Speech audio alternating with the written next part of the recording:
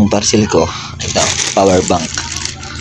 Ayan. So, i-unbox na natin guys kung walang damage siya.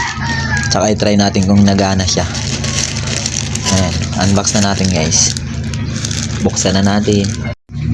Ayan itsura guys niya sa box niya. Ayan. Realme 20,000 mAh yan. Realme yung mga ano niya. Ayan, Realme power bank.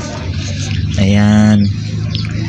So buksan natin yan guys para makita natin sa loob kung may damage ba siya. So yun guys, nabuksan na natin. Ito nang lumabas. Ito yung kasama niyang cord. Ayan. Tsaka ito na yung ano niya, power bank Realme. Subukan na natin yung open.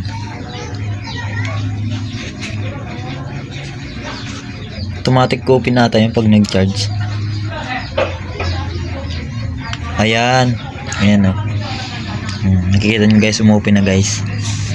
Ayan. So yun guys, ang ganda niya guys. Ang ganda ng kulay. Wala siyang damage. Ayan. Wala siyang ganda. Ang kapal kasi yung binalot niya eh. Kaya wala siyang damage. Ang ganda. So yun guys, trinay na natin sa alpag yung speaker natin. Ayan, gumagana naman. Ayan, nakita nyo, pumula na yung speaker natin. So ready to, maghapon na to ng tugtugan. Tagal na nito malubat. Yun o.